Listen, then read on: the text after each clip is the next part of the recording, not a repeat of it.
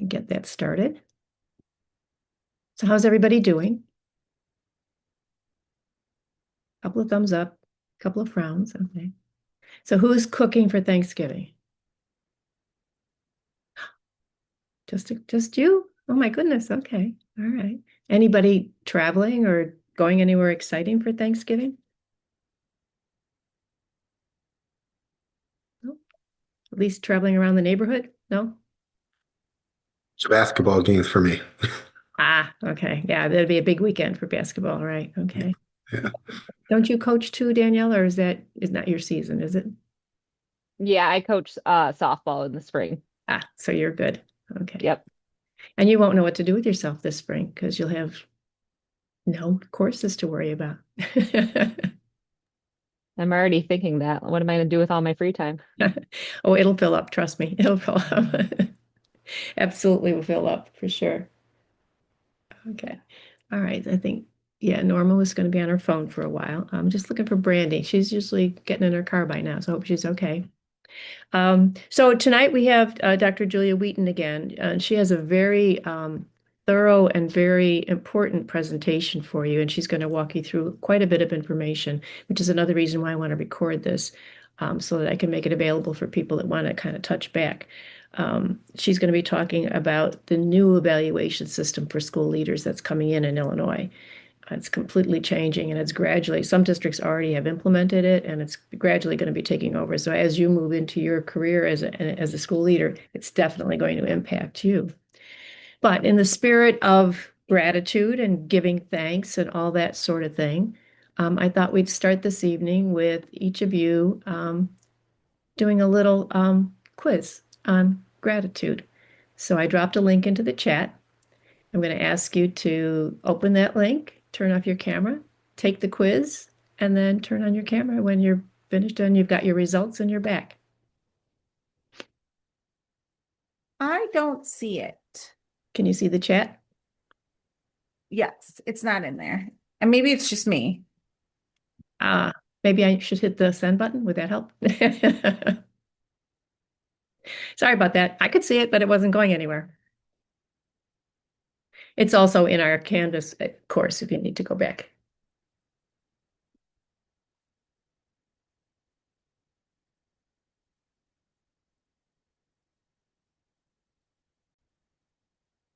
Okay, so any thoughts about that little quiz?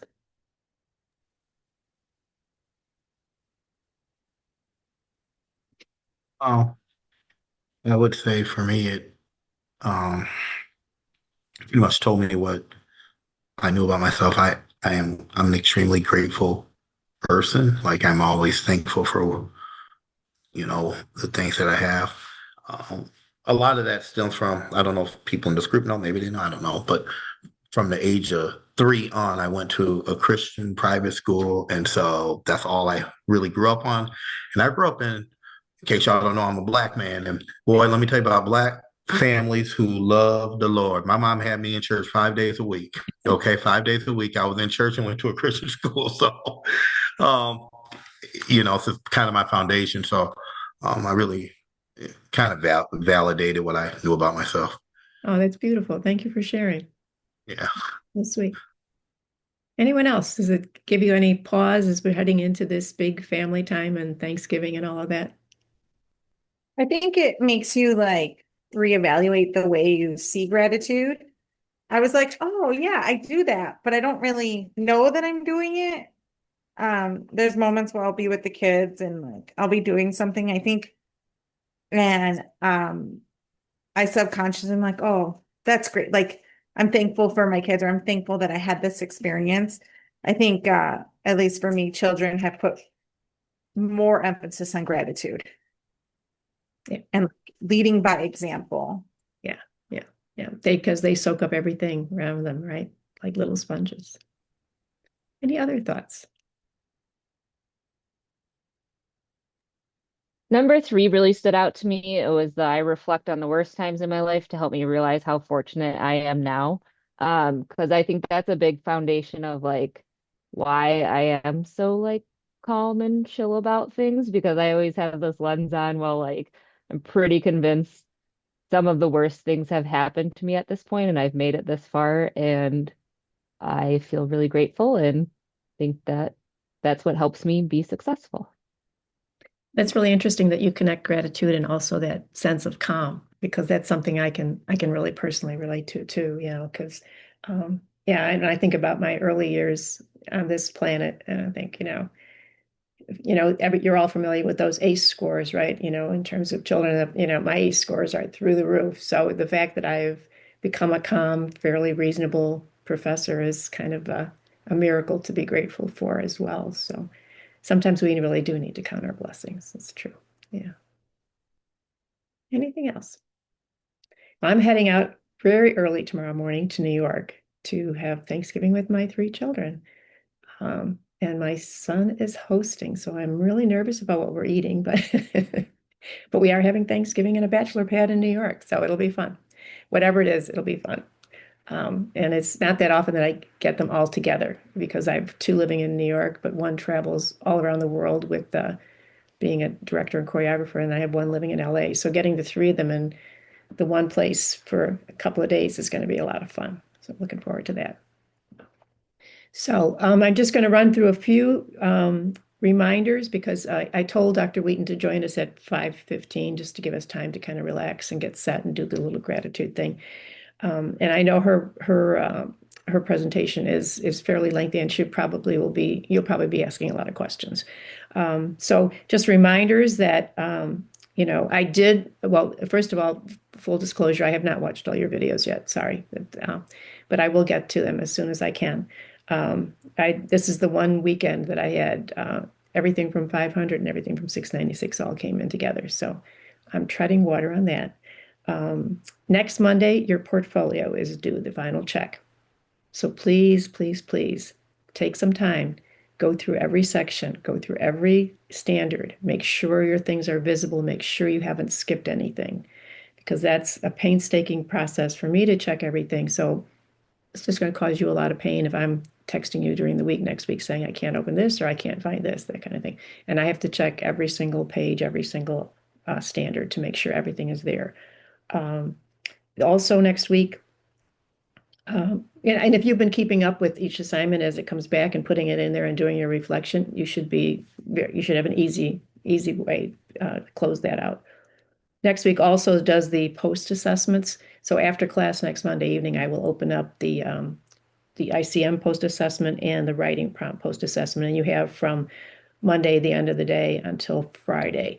Normally things are due on Sunday, but I can't do that the final week because the classes officially end on Friday the 5th, and I have to have grades in on Monday morning. So everything is due on Friday. And then the only other thing is that pay it forward that you do for me in 500 if you're willing to pay it forward. And please provide feedback. And this time I ask you for feedback not only on this course, but also feedback on the program in general to give us, good information going forward on how to strengthen things and go forward. Thank you to those of you that actually did go in and complete the course assessment in Canvas. I know I gave you time last week. They sent out a report telling me that only 6 people filled it out. So if you're one of the people that didn't fill it out, I think it's still open for another couple of days. I don't know if 6 is enough of a threshold to actually let us have the data to look at it. But if you haven't finished it or you didn't want to do it, I'd say please try. I always feel it's important for me to get feedback. I might be old, but I'm still trying to learn and grow every time I teach this class, and I try to strengthen it based on the feedback and how people, respond to it. So I'd appreciate that. Any questions? Any good news to share? Any stories to tell? We've got 2 minutes before Julius joins us. Or do you want to share more about your gratitude quiz?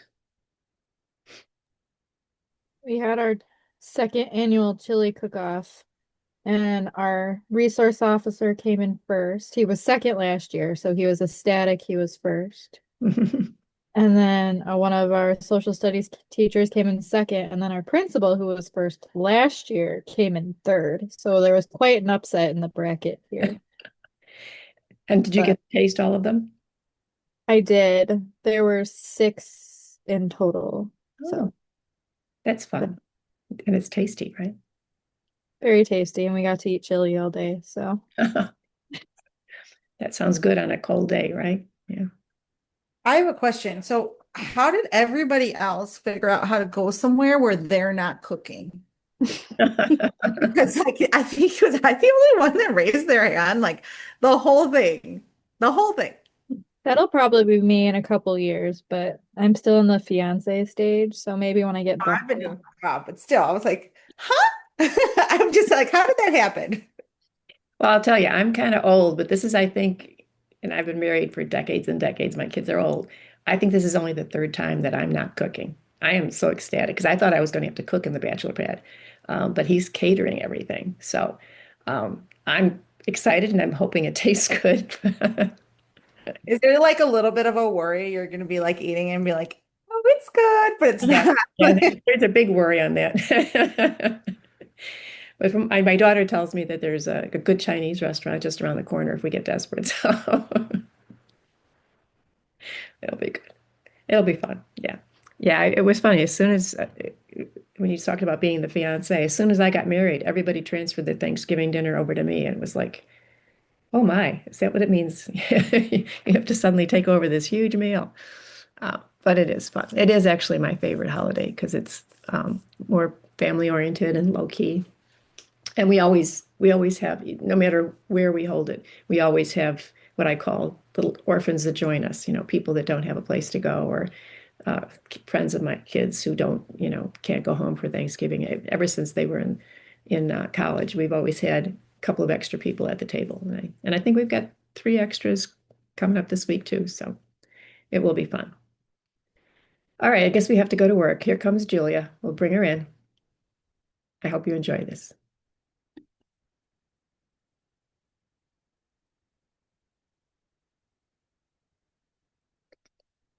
Here she comes.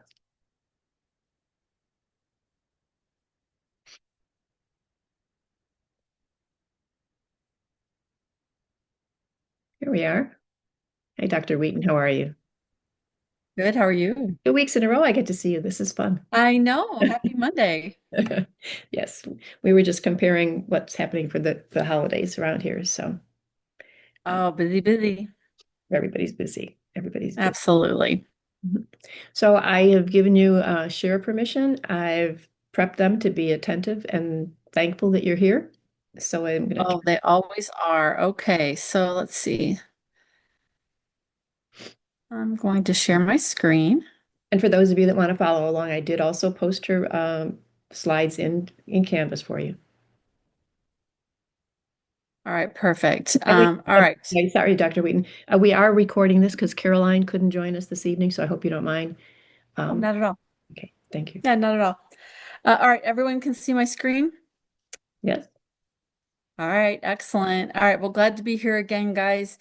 Tonight, I'm going to take about 45 minutes of Dr. Spellman's class time to talk to you guys about the transition into administrative positions and what that looks like in the way of support, but also transition and mentoring and evaluation and all of the tips and tricks and resources that are going to make that transition for you smooth and seamless.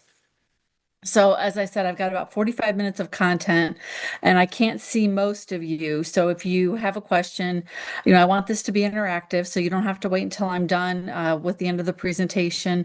Just stop me or put something in the chat. Dr. Spellman can tell me to pause and answer your questions along the way. This is really important for you guys to know what the landscape's going to look like when you guys are out in the field. So I do want this to be informative and I want it to be responsive to whatever's on your mind as we kind of go through. So you can see the agenda on the screen. I'm going to walk you through a little bit about the current principalship landscape, the school leadership landscape, talk to you about some mentoring and coaching opportunities that are available through an IPA membership. So if you haven't already joined the Illinois Principals Association, I would strongly encourage you to do that before you're finished. at North Central.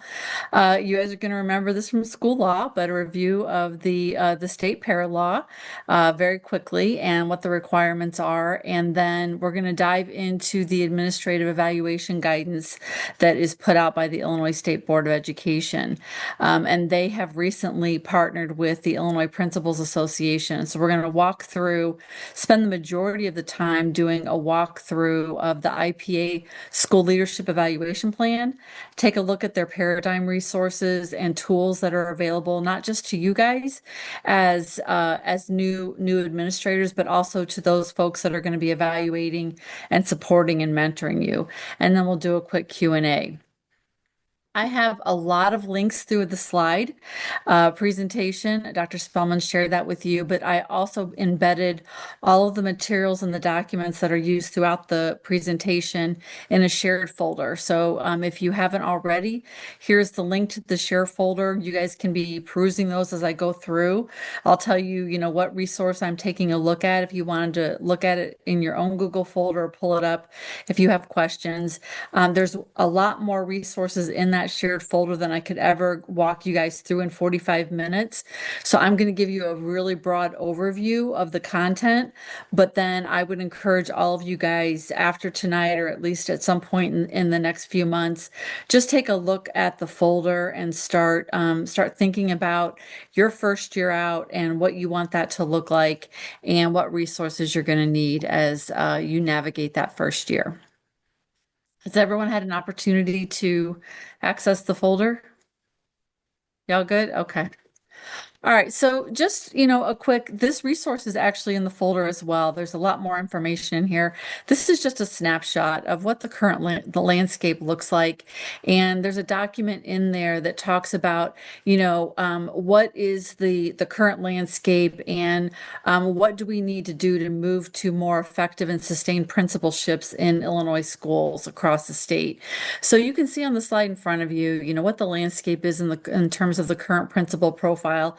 And I'm showing this not to scare you, not to intimidate you, certainly not to dissuade you or tell you that you're set up for failure, not at all.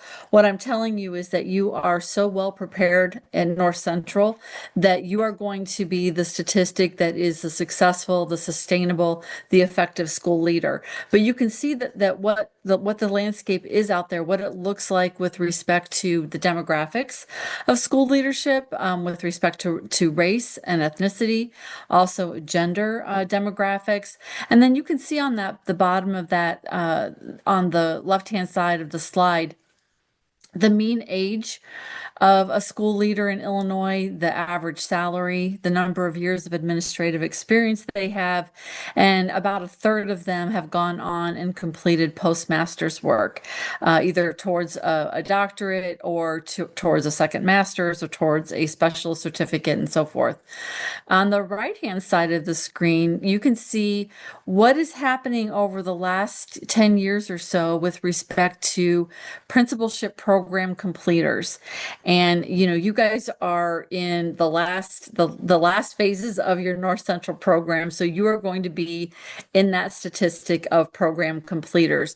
But you can see that the data since 2013 has really dropped with respect to the number of folks that both enter the programs, but then also those that enter also complete. And so we are in the phase, and I've talked to you guys about this before. There's a national educator labor shortage, and that is no different with respect to school leaders. And even though Illinois enjoys many colleges and universities that prepare educators and school leaders, Illinois is still experiencing a shortage as well. So you can see what the landscape is. The bottom line is it's a really great opportunity. It's a great time to come out into the school leadership field.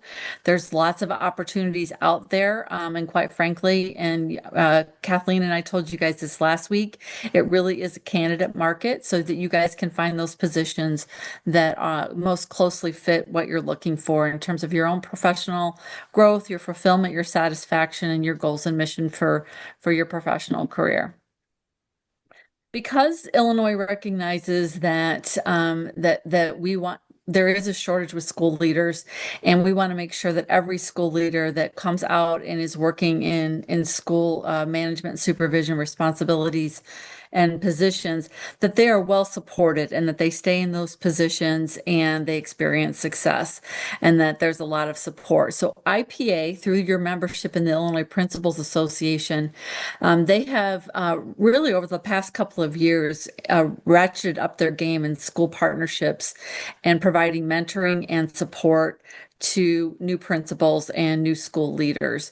So if you are a first year LEAD or head Illinois public or public charter school principal, you're eligible for 40 hours of mentoring, and that's free at no cost to you or your district. It is first come, first serve, and they can handle approximately 100 participants. But if you are not fortunate enough to either be first come, first serve in that pool of candidates, or you're not in a principal's role, maybe you're in an assistant principal role or a director's role, IPA also offers paid mentoring. They have mentoring programs that are based on 20, 40, or 60 hours of mentoring. And Illinois public school districts have been scooping up those opportunities from IPA, and they will pay IPA to provide their new principals, many of our districts, with an IPA mentor. So do know about that program. The information I put on the slide, just a summary, and then if you have a copy of my PowerPoint at the very bottom, the link at the very bottom under support from IPA Field Service Specialists, that link will take you to the application. It's an online application for IPA to obtain an assigned mentor from IPA. So take a look at that. There's lots of resources out there. I'm going to be honest with you, IPA does a great job, but most school districts that you guys are going to want to be a team member of are also going to have their own internal mechanisms of support and mentoring and assigned coaching, particularly for first year administrators. So know that IPA is not the only opportunity out there. You definitely want to check with your district as well. So just a quick review. So in the Wayback Machine, going back to PARA, so the Performance Evaluation Reform Act, you guys know it as PARA, that came out in 2010, and then in 2012 they upped the Illinois School Code to include PARA evaluations for not just teachers but also principals and assistant principals and superintendents. And based on that, I want to give you a little bit of what the landscape looks like, because it does look a little bit different than what it looks like for your teacher evaluations, or if you are a related services personnel, what that looks like for you guys. So the cycle for evaluations has to start for administrators by September 1st each year, and it has to be completed by March 1st. So if you're a tenured teacher, it's not uncommon to have your evaluations, your summative evaluations be done in April or even May. March 1st is the deadline for principal evaluations, and those have to be done every year. So, and that is based on the school code. And the reason it's March 1st is because reduction in force decisions or any sort of non-renewal decisions, you guys are remembering this from my lecture, those have to be done 60 days before the end of school, and we usually use March 15th as the benchmark for that. So March 1st is the reason that those evaluations have to be done. If your evaluation is not done by March 1st, the district cannot non-renew you or release you from your contract. So those March 1st deadlines are super important from a legal perspective. Up until recently, the evaluations, the summative ratings were a combined rating that took in professional practice and student growth. But as you guys are aware from my class, the student growth measure in Illinois became optional in July of 2024. Most districts this year are actually keeping it. And they didn't really have, I'm sorry, July of 2025. Most districts are keeping the student growth component because they just didn't have time to switch, but a lot of districts that are out in the field are going to be changing that for fiscal year 2027, which is next year. For administrators, and this is where it also differs from teachers, the professional practice component for school leaders must include the use of professional goal setting and measurement and self-reflection processes. So some of you guys might have those components within your evaluation. It really depends, but the school code requires them in school leadership evaluations. And then the leadership standards and rubric have to be compliant with the ISB requirements. So they don't tell us what rubric or what standards to use. They do have recommended standards, and as I mentioned, I'm going to walk you through the partnership that ISB has with IPA. They do have requirements like they do for the Danielson rubric for teachers. They don't mandate the Danielson rubric. What they tell you is that the Danielson rubric is compliant, and so if you use the Danielson rubric, you will be compliant with ISB expectations. But if you deviate from that, you have to basically meet all the requirements that the Danielson rubric meets for teachers. So that's no different than administrators or school leaders. It's just that the rubric and the standards look different. The school code requires a minimum of 2 formal evaluations and can include additional informal observations, and your evaluation from a summative standpoint must include strengths and weaknesses. And then the ratings are the same as they are for teachers. Most school districts follow the 4 rating metric, which is excellent, proficient, excellent, proficient, needs improvement, unsatisfactory. So those are generally the 4 ratings that school districts use. And so that is going to look very similar to what you guys are used to. So in terms of ISB training, so this is something important to know. This is also different than teachers. When you are receiving your Pell license from the State Board of Education for a teaching license, you get those licenses and you have to do your PDUs, continuing credits, and continue those every time you renew, which is a 5-year cycle. For teachers, it's also a 5-year cycle for school leaders. The difference with the school leadership licensure renewal, when we renew our Pels and our administrative licenses, we have to complete an administrative academy. We call them AAs. And you have to complete 1 administrative academy during every year of the 5-year cycle before you can renew. So you guys want to be aware of that. The first year out, you're going to have some requirements. Although I believe I learned this over the summer, Dr. Spellman, they complete the evaluation training for teacher evaluation through North Central. Is that correct? Yes. Okay. All right. So you guys will not have to complete that. However, understand that that one does not count as your required administrative academy for year 1. You're going to have to do another administrative academy your first year, and then another one your second, third, and fourth, and fifth. And then if you miss an administrator academy during a year of your 5-year cycle, what you're going to have to do is you're going to have to do the following year, you're going to have to make that up and do an additional sort of kind of a punishment administrator academy. So in order to get back on cycle the next year, you have to do 3. You have to do the one you missed, the one that's due that year, and then you have to do an extra, I'm going to call it a penalty administrative academy, because they want you to keep up on that and they want you to do that every year. So I've linked in the slide in the PowerPoint to the document, the ISB teacher and principal and assistant principal performance evaluation qualifications. So you're going to want to make sure you take a look at those, make sure you have everything done. Understand that what North Central does is provide you the mechanism to evaluate teachers, which is what most of you guys would need. If for some reason any of you are going to take a position where you actually supervise another administrator, you have to take a separate administrator academy to evaluate other school leaders.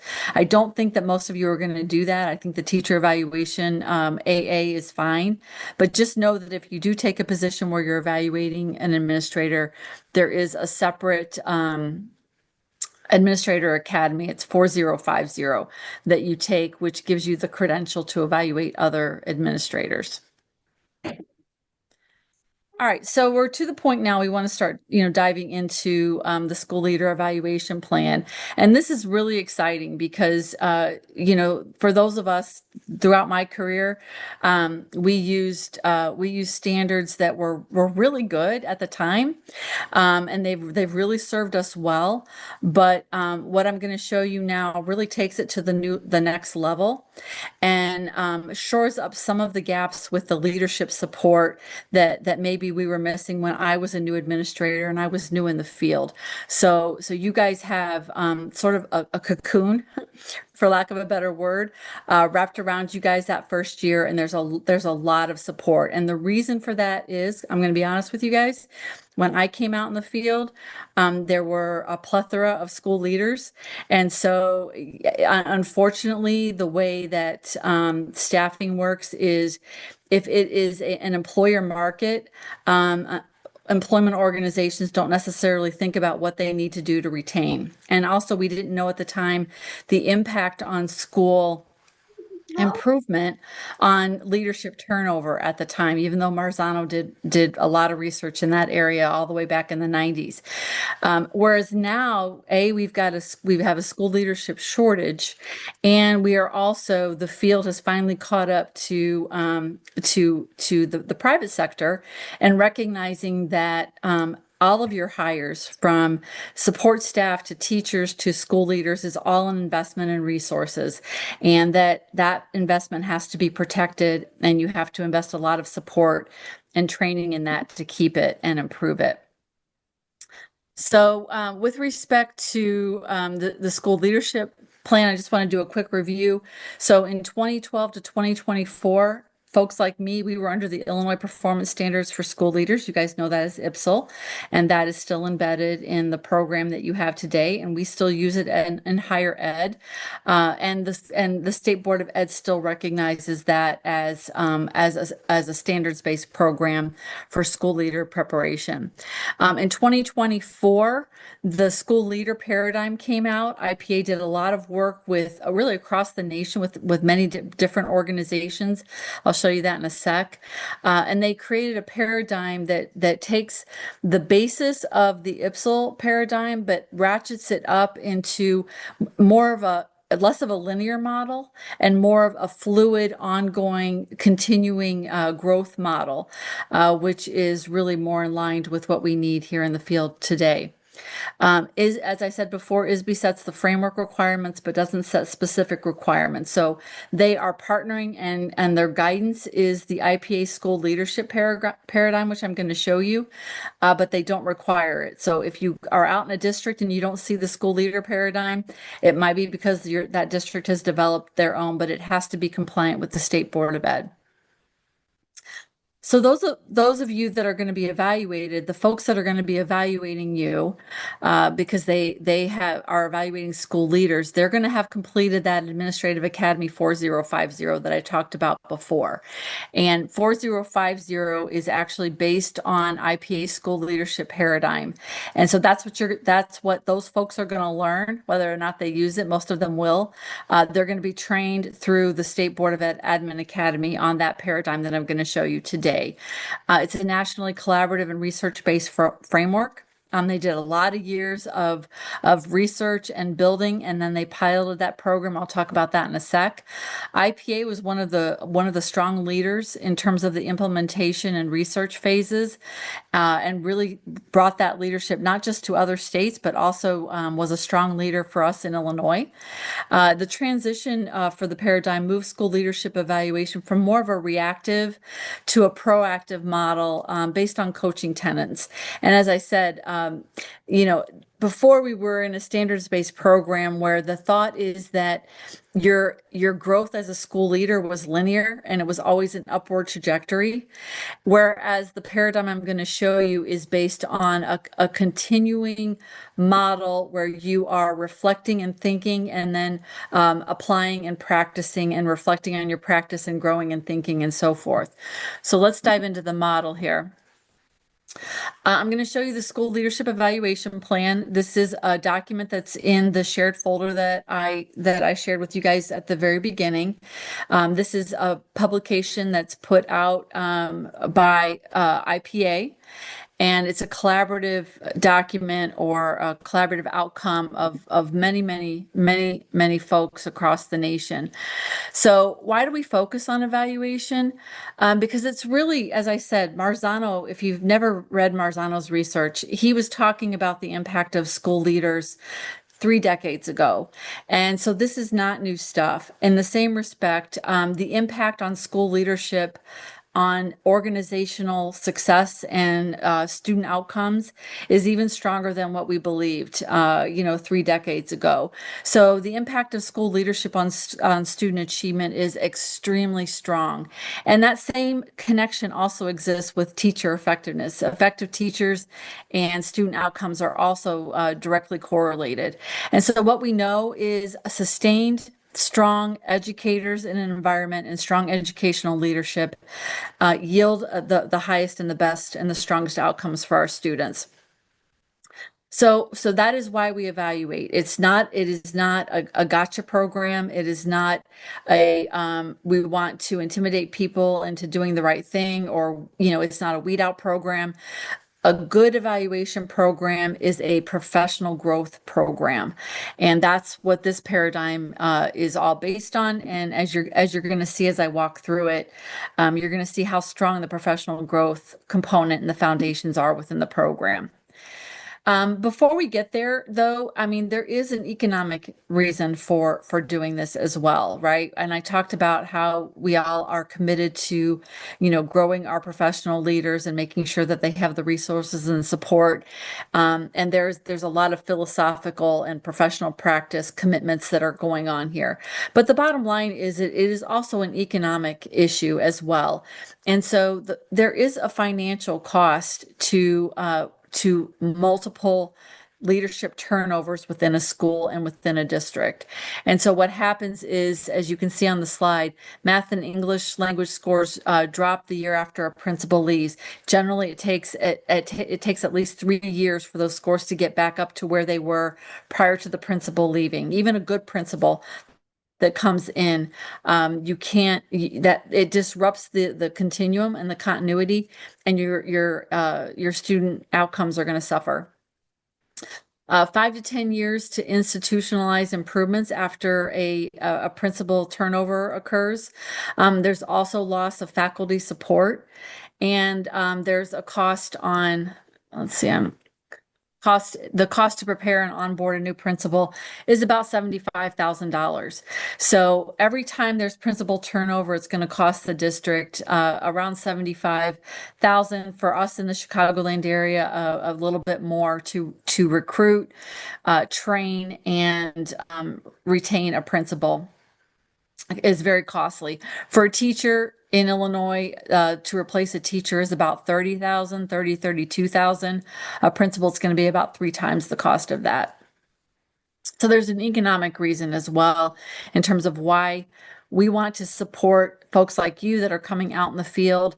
And it's also why North Central is taking the time to share this information with you guys so that you know all of the resources that are out there and how important it is for you guys to access those in your first couple of years. Just another slide on current state. I'm not going to, read through these. This was the landscape in school year 2024, so 2023, 2024. And you can see over the last couple of years, the goal of the IPA model is to really reverse some of these trends and increase principal retention, keep principals in the field, and also increase their effectiveness in the organizations in which they serve. I mentioned earlier that there were many other organizations, both in Illinois and outside of Illinois, that participated in the research and development of the school leadership plan. And you can see on the slide, they're in Illinois. We have enjoyed a lot of strong leadership in Illinois. In fact, Illinois was sort of the trailblazer for a lot of this, but we also partnered with other states and other professional organizations as well. So this is not just a program that's used in Illinois. So let's talk a little bit about the plan features. What does it look like? So as I said, the document is in the shared folder that I gave to you guys. And basically the plan is based on research and best practice in the field of school leadership. They worked with higher education on leadership preparation and also what was going to be sustainable when you're out in the field and practicing. It's compliant with the Illinois state law. They piloted in 2022, they piloted this model in 16 school districts. That pilot program was supported by IPA and the State Board of Education. And then they officially adopted the training framework in July of 2024, ISB, with 22 approved trainers for this program. And those folks are the ones that are teaching that Administrator Academy 4050. It considers the leader stage of experience, and this is really cool. I'll walk you guys through this, but basically this paradigm acknowledges that the growth of a leader looks differently depending on what phase of their leadership experience they're in.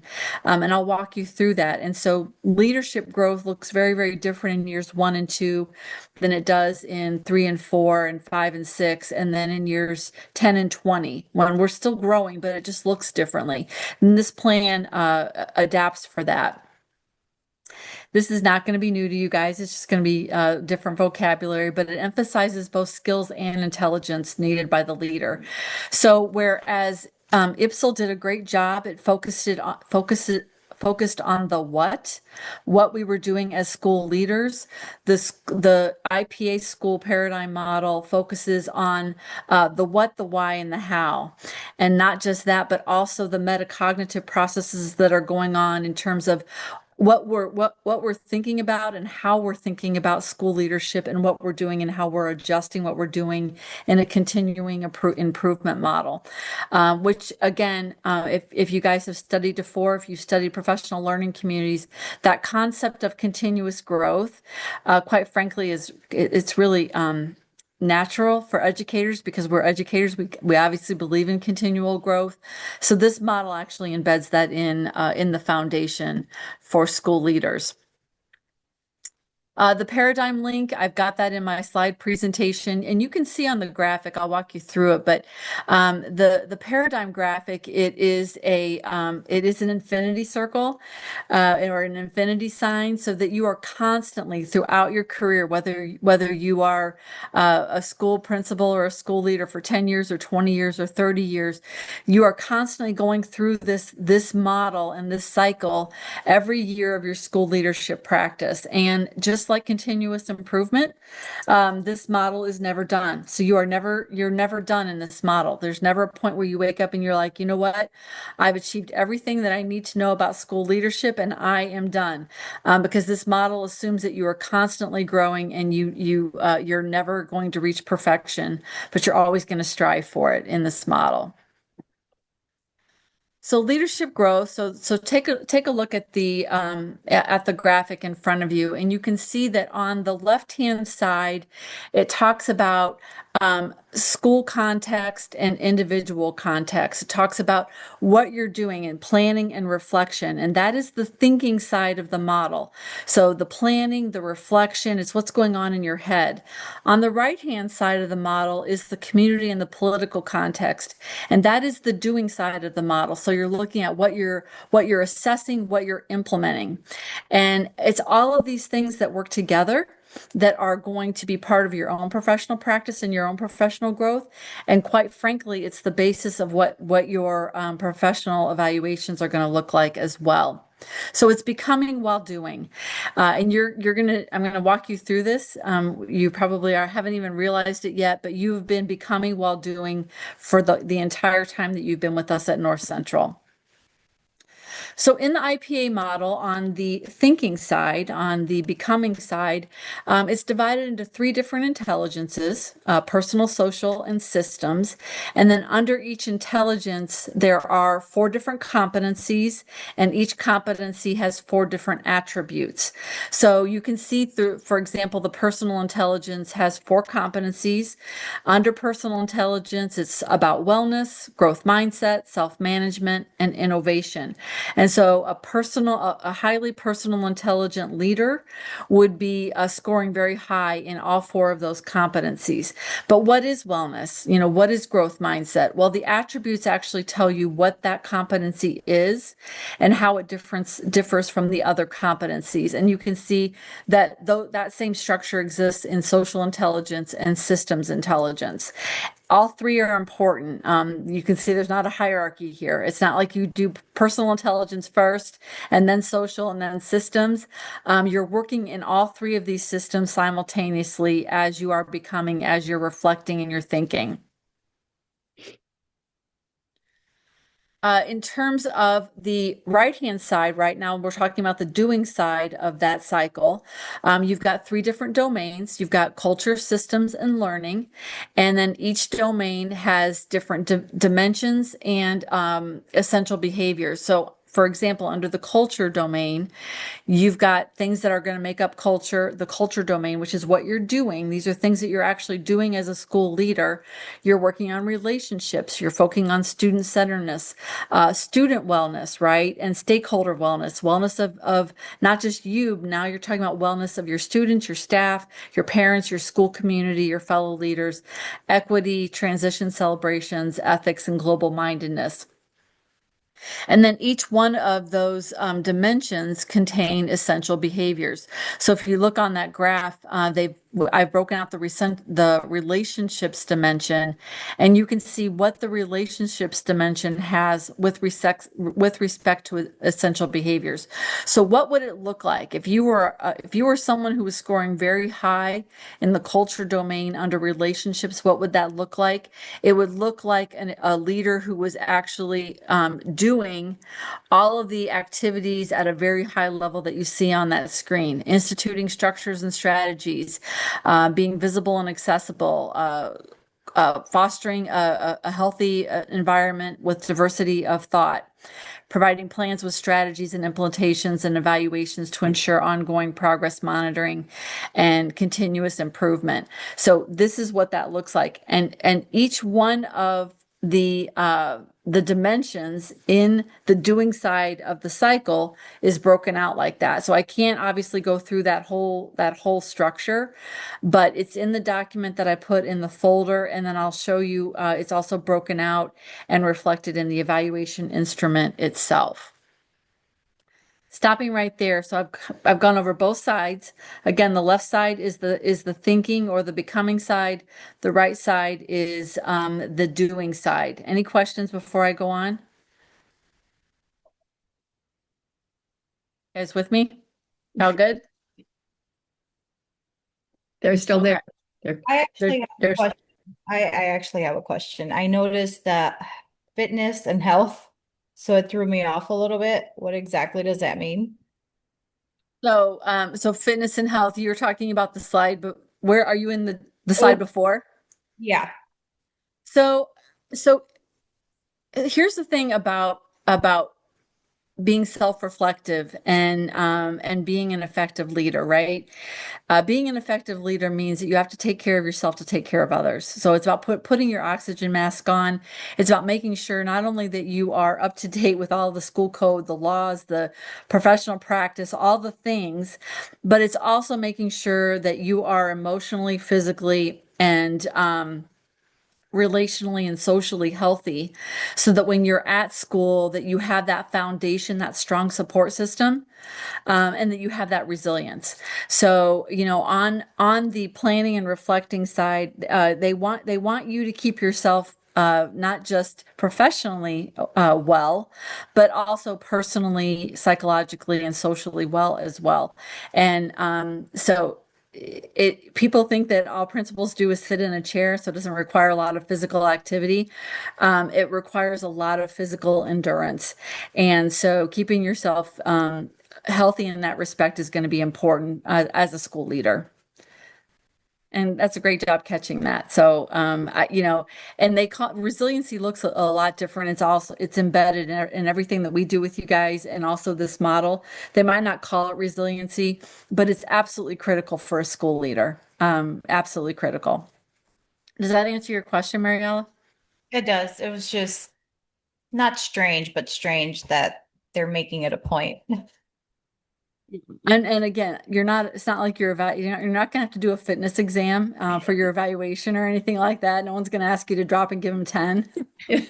Um, but in the same respect, right? I've had conversations with school leaders where I can tell that they're worn down, and they're not taking time off. They're coming in sick when they need to stay home, and they need to rest and recuperate. And I've had to have conversations and say, you're not doing anybody any good by pushing yourself beyond human capacity.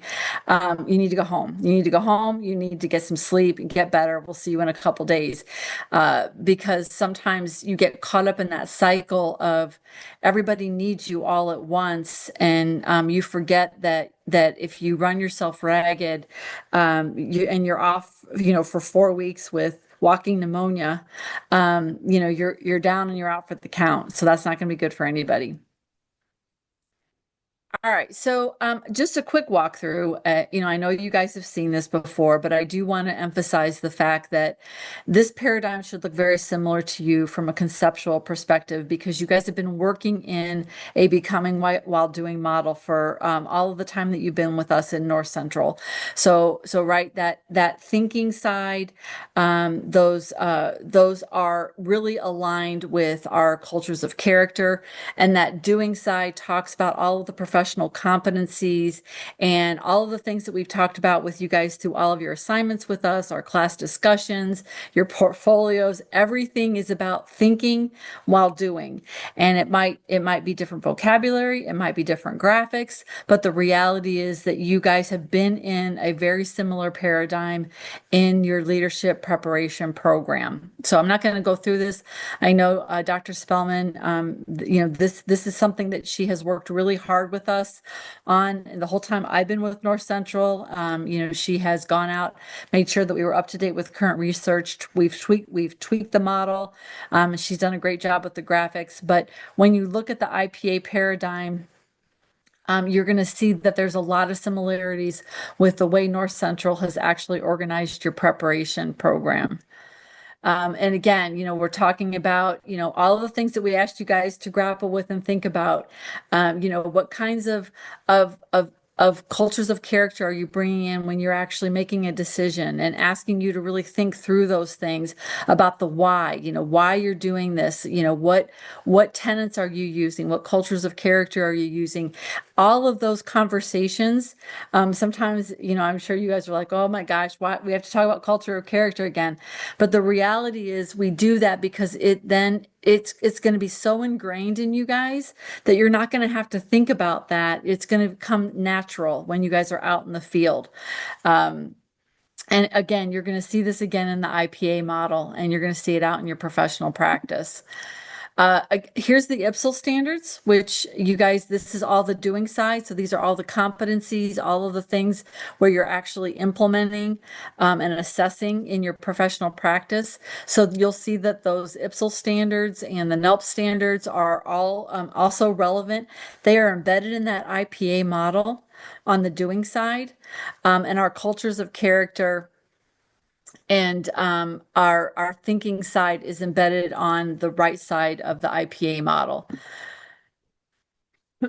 And then again, you can see how there is a really natural walkthrough from IPA to North Central. So when you guys are out there, it might look a little bit different, but when you're actually in the model, I think you're going to find that it's really a space that you're familiar with, that you've worked in for a couple of years, and you're going to really shine in that model when you're out in the field, just because of the work that you guys have done.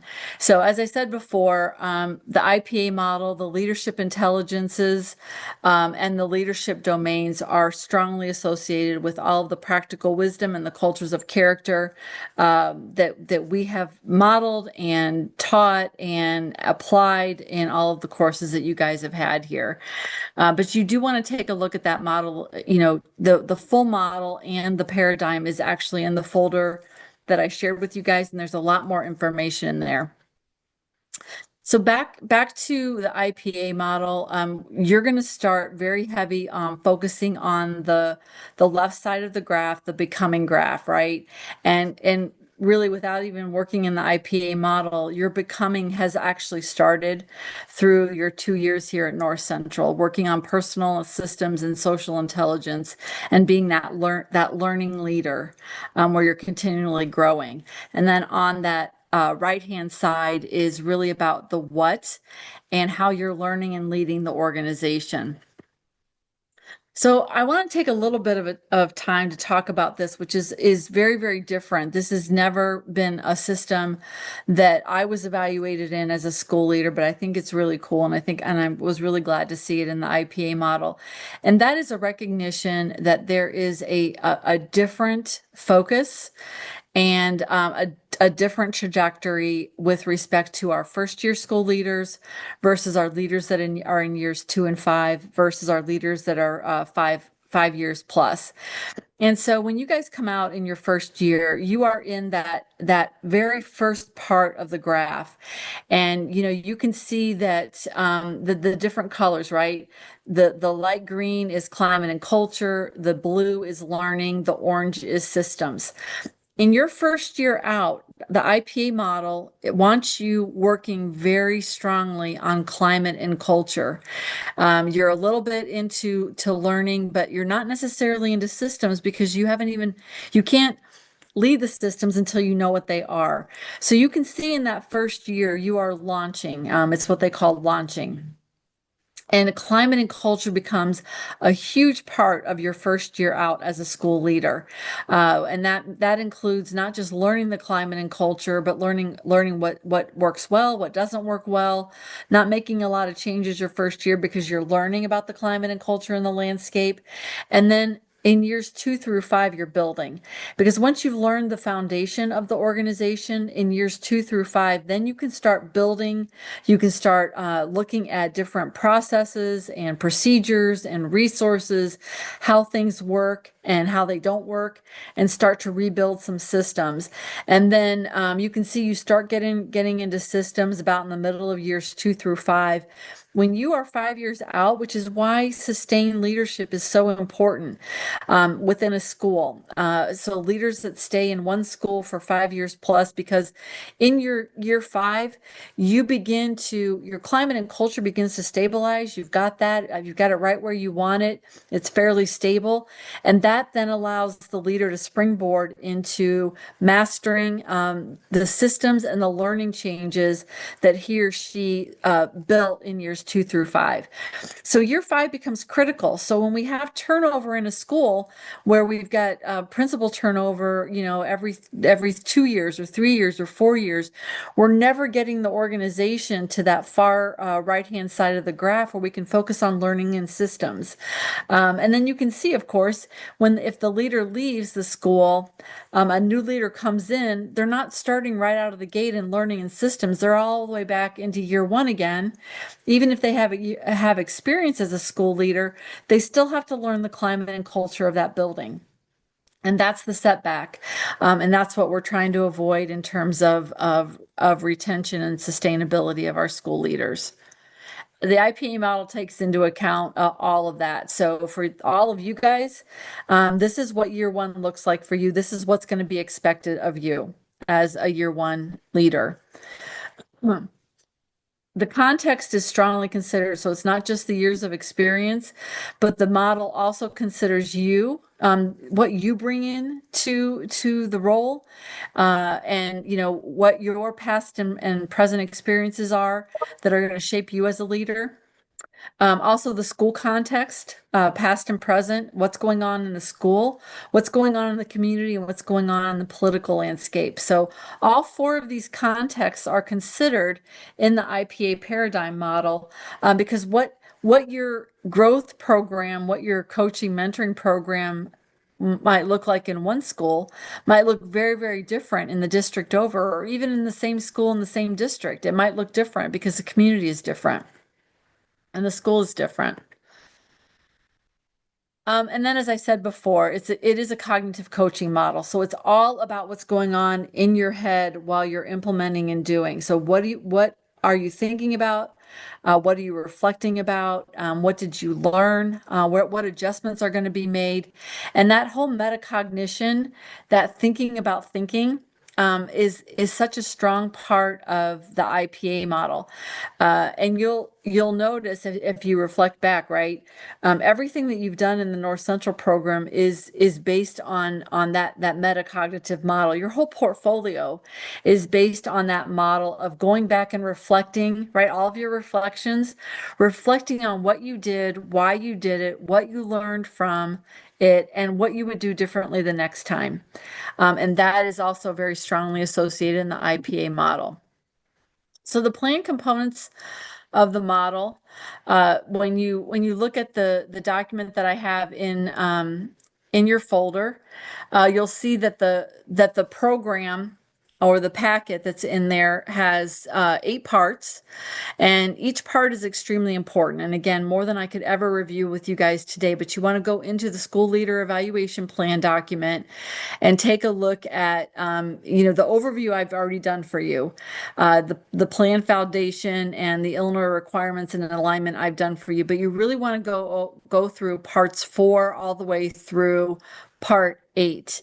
And in part 7 are all the documents that are used with the school leader. So those are documents that are going to be used with you as the evaluatee. And then part 8 are all the documents and the tools that are going to be used by your supervisor. So you want to be familiar with those, go through those so that that you're not looking at them right out of the gate, in say January of your first year. So take a look at that document, and it's really well done.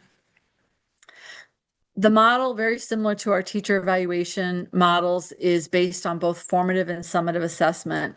So, and I'm going to be honest, and it's nothing against the systems that when I came out, but when I first came out as a school leader, I didn't even talk about coaching, mentoring, improvement, evaluation until probably maybe a month before the evaluation was due. It was very reactive. It was not strategic, and it certainly was not a process that was intended for my own professional growth. It was more of a compliance exercise. This is not that. So this is not about compliance. This is all about professional growth. And you can see on the slide in front of you that it takes in all of these components, including self-assessment and goal setting. And also observations and feedback. So it is much more than a compliance mechanism. It's all about you as a growing professional leader. So you'll have formative evaluations, which are the observations, and you'll get feedback after those formal or formative evaluations. The summative is the end of the cycle, which will be in probably late February, March, and the summative is the one where you're going to actually get the performance rating. All right. I know, and this is going to be hard for you guys because I'm sure all of you, most of you, if not all of you, are used to getting excellence as a teacher. That is rarely the case as a first-year administrator. So if you do not get an excellent, you're going to be in good company with other first-year administrators. So that is not uncommon. And remember this model. This model assumes in the first year you're just getting your feet on solid ground. So if you're just getting your feet on solid ground, how can you possibly be evaluated as an excellent administrator in year 1?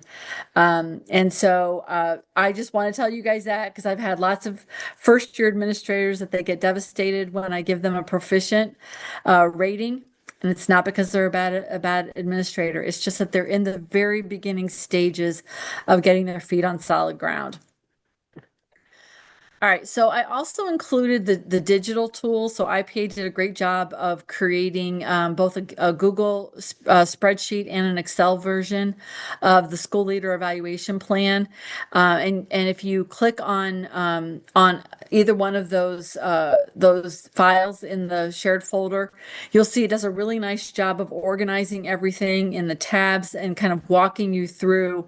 It really walks you through linearly what happens between September 1st and March 1st of the evaluation plan. And these are interactive documents. So if your supervisor uses them or if he or she has you use them, it's a great tool. The self-reflection tool is great. You can score yourself and then it automatically gives you scores for each of the domain areas. And they did a really nice job with that. This is just a snapshot of one tab in the Excel document. So this is the DDSA tab or the self-assessment tab on the school leadership domain of culture. So, and I just did a snippet so that you can see, but if you go in and what you do is you're going to rate yourself twice a year on your self-assessment. So you're going to rate, for example, on relationships, BOY is beginning of year. So you're going to rate yourself at the very beginning of your first year. Where do you think you're at in your first year, in the beginning of your first year, say September 1st? And then you're going to rate yourself again, probably in February before the assessment's due in terms of where you're at now. But more importantly than your rating is the evidence. And that goes into the thinking. You're going to have to think about your practice to think about what evidence is out there to support your rating of yourself. And you're going to go through each one. So it's quite an intensive self-reflection, but it's a really good exercise for you guys to think about what's working, what's not working, and why, and how can you adjust that. And that goes through the entire self-assessment in the Excel sheet that I have. All right, so not to trigger you guys, but you remember Mr. Fleming, right? All right, so so you thought you were done with him. You're not done with him. So this is Mr. Fleming. You guys remember him from our Audit Elementary, our Ethical Dilemma project, right? And remember, Mr. Fleming was in year 3, right? That's important to know because where would he be in the IPA paradigm? He would not be in that first year 1 working on climate and culture. He would be in the middle, the building part of the paradigm in terms of working on student learning, student outcomes, and starting to delve into organizational systems in year 3. All right. So, but remember Mr. Fleming, and we talked a lot about him. So I went through just for giggles, I went through and I evaluated Mr. Fleming using the IPA model. And remember, I told you guys that there's no innocence, that no one is innocent in this entire ethical dilemma, and certainly not Principal Fleming, not Principal Fleming. So I rated him based on just what we saw in the video, and you can see that his overall score ends up to be a 1.67 needs improvement. And I'm looking at Mr. Fleming from a 3rd-year principal standpoint. He should be climate and culture should be stabilized, or mostly stabilized, and he should be starting to work on student outcomes, student success, and organizational systems. But where does he get mired? The whole video is about climate and culture, and he's in year 3. So you can't get to the systems and the learning if you don't have the culture where it needs to be. And he was really struggling in culture. And so you can see there, he tries to focus on learning. That's his highest score. He tries to get into, what's happening in the classroom and getting away from videos and looking at what's actually research-based practice. But he can't get there because the cultural problems are so rampant. He can't even get to where he needs to start working on learning and systems. So that gives you an idea. And I know we only saw Principal Fleming for about a 15-minute video, and that certainly would not be the sum of my observations of Principal Fleming, but he is a struggling principal in year 3 because he is mired in a very toxic, dysfunctional culture and climate in his school organization. I want to give you a frame of reference, and that's why the IPA model is so good, because if you don't differentiate from where the principal is and what's going on, you can't take that into account and adjust your expectations. I have a question. Yeah. I was curious as to how I know, at least for us in our district, the superintendent evaluates the principal, the administrator, but where is he obtaining this information from? Because I rarely see him in the building. So how is he able to assess an administrator? Where, I mean, obviously I'm just a teacher, but how is he obtaining this information? Yeah, so a lot of times the superintendents, they see the principals in settings that you might not see the principal. So it might be district leadership team meetings, board meetings, committee meetings. It might be meetings with, the PTA or the PTO that the superintendent's at, open houses, those places that when they're out there, they might not be necessarily observing the principal when he or she's doing walkabouts or meeting with a teacher, on school improvement. But those observations are generally in what superintendents would call more of the back end leadership responsibilities that you might not see as a teacher in a classroom, if that makes sense. The other thing that principals do a good superintendent or a good evaluator does is they ask for artifacts. So usually even when I wasn't in the IPA model, because my superintendent evaluated me as a principal and he could not be everywhere I was doing what I needed to do. So I would prepare artifacts and I would put together presentations and programs and program evaluation components, my school improvement plans. So what I would do is I'd give him a binder of artifacts that said, "Look, I know you don't get to see me in everything I do, so here's some stuff that represents my leadership in places that you don't necessarily see me." So it's a combination, Mariella, of both observation and artifacts evidence. That's a great question. I have another question. Would some of that data potentially be from like the five essentials and things like that, superintendents are able to see? Yeah, in fact, to be honest with you, a good school improvement plan is going to use, data from like sources like the five essentials or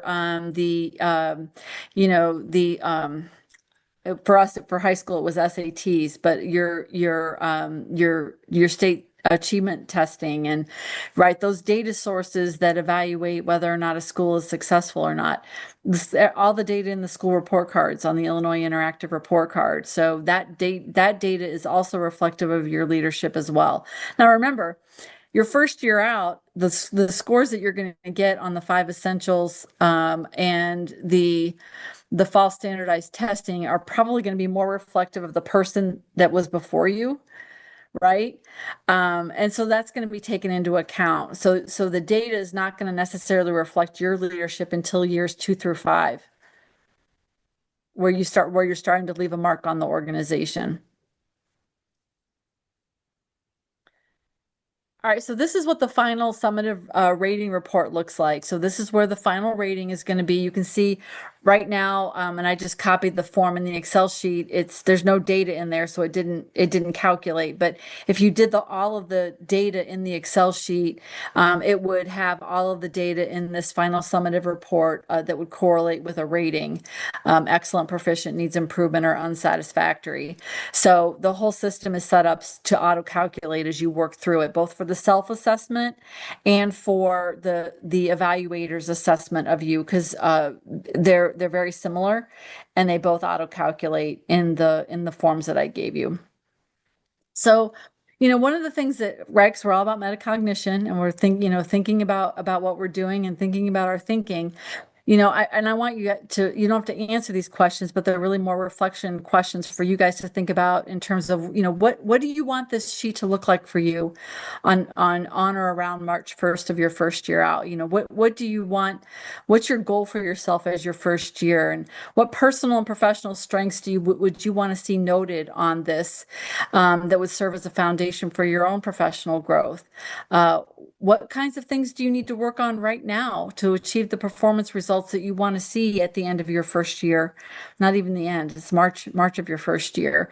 And what resources do you have now, or what resources do you need to get you on that growth pathway, so that you can achieve your targets and what you want this form to look like your first year out? And so you're well on your way. First off, you guys have got a great preparation program. Secondly, you have each other, and we've talked about this. You have a leadership support system and a network through this class and all of the interactions that you've had with each other, with us. So you have a support system. You just need to keep it connected and use it, know when you need it, and use it. So think about that, because you guys have a little bit of time since you're finishing up. Most of you guys are going to be out and about looking for positions in the coming months, and maybe starting a position in August. So what the time is now to think about what you want to be and where you want to be. Because when you get into a new position, there's so much, it's like drinking out of a fire hose. Unfortunately, there's not as much time as you would like to do all that self-reflection, even though you need to. So start doing that right now. As I said before, if you didn't get that at the very beginning, make sure you get the evaluation resources in the shared folder so that you guys have access to those. And then any questions that you might have for me at this point about anything. While I we've have, got captive. I have a quick question. So say you didn't go into the principalship, but you went into the AP position, um, who would be your evaluator then? Is it still the superintendent or someone within there, or would it be necessarily your principal that you work with? So if you're an AP, it's going to be your principal. Yeah, it's going to be your principal. And the AP evaluation is the same as the principal. So and the school code doesn't differentiate. So APs and principals, the timelines, the tool, everything is the same. The evaluator is different. So it's not going to be the superintendent. Sometimes, let me think about this. For an AP, it's always the principal. There might be a co-evaluator in there, if you're in charge of curriculum and instruction, maybe the assistant sup of instruction like co-evaluates or something like that. But generally, it's the principal. Any other questions? Is there a deadline to have the AA completed by on the Which one, Mary? The one for first teachers? five? Yeah, no, for new administrators. I forgot what the A. Oh, Yeah. okay, the one that you guys have to do every year. Yes, Yeah. you have to have it done by June 30th. So when you start your first year in August, you have to complete your administrator academy by June 30th in order to avoid the penalty administrative academy. And you get those through the ROEs. So you're going to want to look at, like DuPage ROE or wherever you guys are, South Cook ROE. They have a full menu. IPA also does Administrator Academy. So if you're an IPA member, they also have a menu of in-services that also count for Administrator Academy credit. And just to emphasize, join IPA now before graduation is on your transcript because it's a lot cheaper, especially for that first year. Absolutely. Absolutely. And then check out their mentoring program. Mhm. All right, guys, it's been great to see you. I wish you all the best as you finish up and you're out and about looking for positions.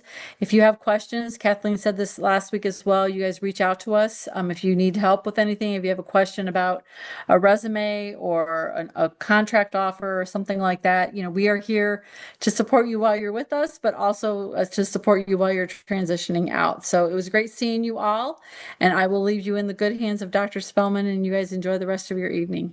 Julia, thank you so much. Really All right, appreciate your thanks. time. Bye-bye. Bye. So a lot of information, and that's really just an overview. But I think it's good to have a little bit of an idea of what's kind of there ahead in the future. That folder that she has created that has all of those rich documents, I would say once we're through with this class, once you get through the holidays, sit down in January, get in there, look at that, and start downloading some of those materials for yourself so that when you are actually moving into leadership positions that you have access to them. And that was a great question, Eileen, because the whole time that we were watching that presentation, you have to keep in mind that's for principals and assistant principals. So it's important, and it's all shifting. It's districts. Most districts are actually shifting in that direction sooner or later, because it's already there. It's a beautiful system. It's a beautiful plan. So why would you? There's very few districts that are going to create their own assessment system that's going to meet the same standards. Any other questions?